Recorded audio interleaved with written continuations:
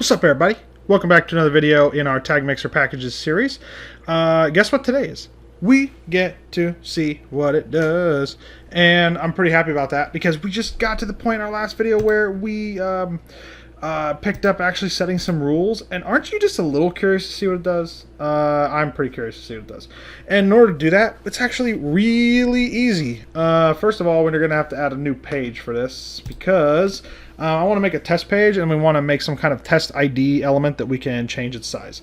So let's just go ahead and add a test. By the way, I am using the classic editor. Okay, I just want to point that out for everybody who sees this editor and you're like, hey, what the heck is that? I'm used to seeing this weird like block Gutenberg thing. Well, it's weird to me. I'm used to this WordPress. I've been using WordPress for so long, since like 2011 maybe, or earlier than that.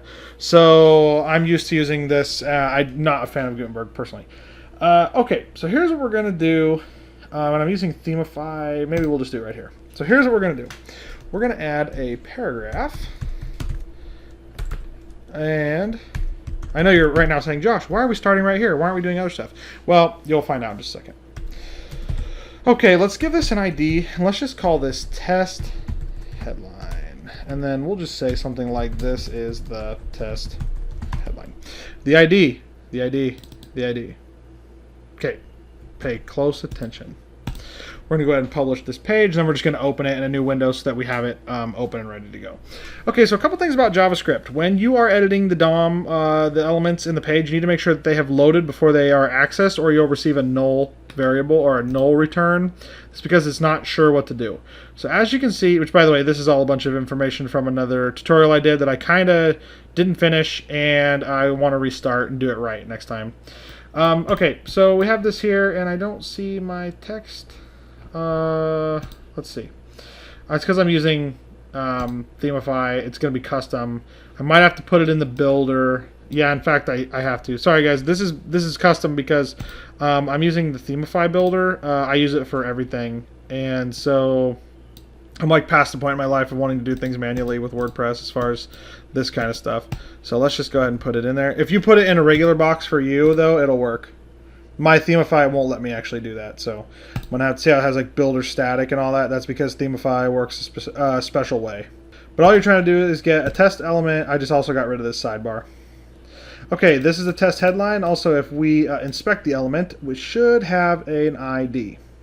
There it is, test headline. Perfecto. Okay, so here's what we're going to do now.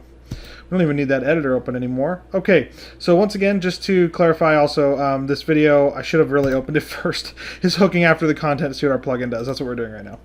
All right, so here's how we can do that really simply and easily.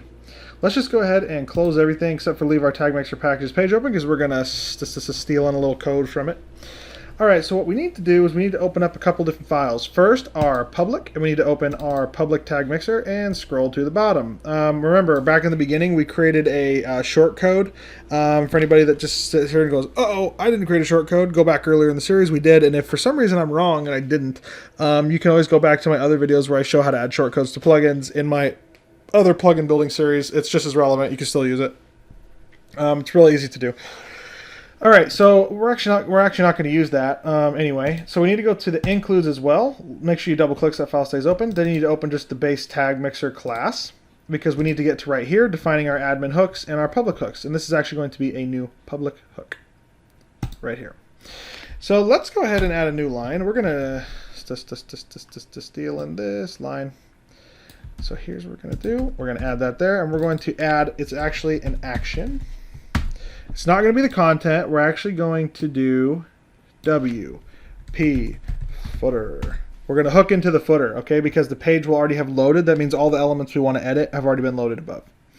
Let's go back to our public, and let's just create a function name so we can take it back over there and put it in. Let's just call this like public functione tag mix footer or something like that. That's fine. Adds are, well, give me 2 of those. There we go. Adds our code to the footer. Because remember, guys, we're adding it as JavaScript. All right. So here's how we do that. We go back to that where we just add that action, and it's saying, I want this action. I'm calling in the public class, and I'm looking for this function. Oh, we just created that function, didn't we? All right, big step down, so we can get rid of that, and we keep this and keep this, because here's what we're going to do. We're actually going to go down to that newest code we just added, this one here that gets the post and gets the meta, and we're just going to go to steal in all that code. That's under the action for getting the rules, right? And it's the else statement that just gets the rules, and we're going to yoink, put them right in here. Now, here's the best part about this, is all this code is really just about ready as is. It's going to be extremely easy for us to modify and mock this up to do exactly what we need it to do. Because if you take a look at it, it's pretty straightforward. It's getting the metadata, but in this particular example, there's nowhere to display it, except for we can actually do that right now. So here's the thing, though: the user hasn't added any get variables, obviously. Like they haven't sent in a traffic source or a custom key ID, which is what this would get. So like if the user sent in a custom key, it would look for a custom key as a get right here. It would say get custom key, and then it would display the proper package, right? That's how we're going to do it. It's going to be really cool. But in this case, we're just going to copy the ID and just put it in here ourselves so we can just see how it works with the one package we've created. So the needle, instead of it searching a get variable, it's just going to contain the needle from the package we created right here. So let's just go ahead and load in those package rules. And we're actually going to resave it with just the font style and all that. But we need this right here. This is our package we're going to be looking for, so to get the rules from the database. So we're just going to copy that manually this particular time. But like I said, in the next videos, we're actually going to modify to do this based on get variables and all that the user sends in, because we want them to be able to send a key and a keyword and all that. So. Okay, so it's just going to be looking for that. It's going to search through all of our posts. It's going to find, you don't need to have that one there, otherwise it's going to glitch. It's not an array anymore, it just contains that. It's going to find it, and then it's going to find its metadata. That's all going to work just fine. Well, now what we need to do is we need to display it. So what we can do here is we can say echo. We're just going to echo this really stupidly, meaning that I'm doing it like really apart so that you can see exactly what's happening. Then between the echo, we're going to say stir get metadata, because that's going to contain the metadata for that post. And then we're going to close the script tag, because this is going to be outputting in our footer, right? Okay, there you go. So what we're going to do is that's going to work just fine. I'll come back and show you once again in just a second exactly what we did here. But do know this, that it's going to go ahead and grab that and output it. But what we do need to tell it now is back over here in our rule, we need to actually tell it what element right here, the ID of the element, because we already just set it as like just a phony one here, but that's the element it's looking for. Well, as you remember, we just gave this a custom ID, didn't we, when we just made our test page? It's called test headline. That's the element of the ID. So we put it right there, and we hit save package settings. What the? Oh, yeah, I know what's going on. Oh, actually, you know what? I better double check. Public line 138. Line 138, what's your confusion? Oh, derp. It's sitting outside the tag. There we go. It was just one was sitting outside of it. Okay, let's do that again. Resubmit the form. All right, perfect. So now we have a proper, and actually, you know what? I noticed also that there's a glitch I put into it as well, is that when you try to save the code twice, it glitches it, and I need to fix that too. And we'll do that in the next one as well. But let's push this up to something like 50 pixels, so it's quite obvious that it's been changed. Okay, so now we have a rule set under this post here, whatever the ID is. We actually don't know what the ID is. We just know that it contains this custom key. That's how we search for it. And everything should work now. Let's just go ahead to the front end and refresh, and this here should be much bigger. Yes. So look at that, all that work, and we made it. Here we are. It's actually doing it, right? It just made that into 50 pixels. Yes, perfect. Okay, so let's just do a really quick recap. I added a new page, and I just called it test, and I gave it a test element. Well, that element, we actually wrote it as an HTML element, and we gave it an ID of test headline. Then back in our mixer package, we came back and we brought in the rules for this package, and we said we want anything with the element of test headline to change its font size to 50 pixels. Then over here, let's just close that. In our plugin, what we did is we went to our public folder, and we made a new function called tag mix footer, and we just copied in all the code from our tag mixer packages page, and all we changed was we just changed the needle to the actual package ID, so we didn't have to try to find it, or we didn't have to have the user send it. And then we were able to just find it in the database, get the post ID, and then just open a script, output the metadata that the user had saved from the other end, and close the script. So now it's between script tags. And then in the includes folder, we added a new action, WP footer. This hooks the footer. It calls to the public file, or our public class, and it calls for tag mix footer function.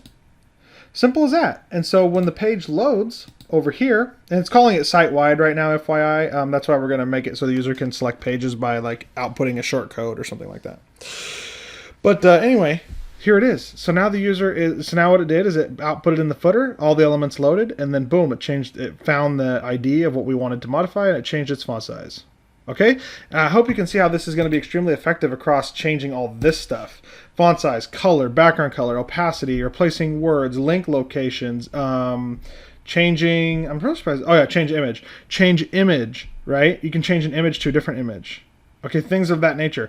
So when you're making like an advertising page, you can say if the keyword was this and the package was this, I want all the images to change like this and I want all the words to change like this, so that way you can make one advertising page that can be used across many different advertising channels, and the page will change to whatever the user came in with, so that the advertising is more congruent. That's really what we're trying to build here, because I did internet marketing for a long time and this would have been really useful for me. So hey, I think I'm gonna wrap it up right there, guys. That was a really easy way for us just to get an idea of if this thing's actually working, and voila, it is working. So we're right on the right path, and we're actually making our way now, because now that we see it working, now it's just about doing that. Although we need to give ourselves the little green check, don't we?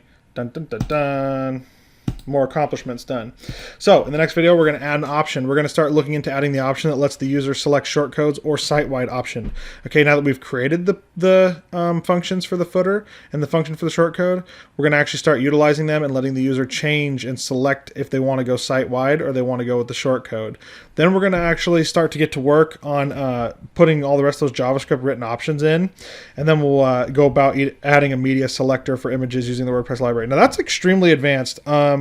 We're actually going to borrow some code from another guy who already wrote it, because it does actually take quite a bit of understanding to do that, and it's much easier for us in this tutorial to copy it and then go over backwards what it does. Fortunately, it's not a ton of lines. It's only like 10 lines or so, but it's pretty advanced. And then from there, we just move on, create our pages, create documentation and all that, clean up the plugins, submit it to WordPress, and let's see what WordPress does. Maybe they like it, maybe they don't, maybe they tell me I'm a bad coder. We'll see. You guys already know that anyway. So hey, if you aren't subscribed, you know what to do, right? Just go ahead and hit the button. It's free. And it costs you nothing, and it makes me smile, so I appreciate that. And if you have already subscribed, I appreciate you very much. And I'm glad that I'm back making videos. It's really fun, and I kind of miss doing it. So hey, I look forward to seeing you guys in the next one, where we start adding the option that lets the user decide what they want to do. I look forward to seeing you guys there.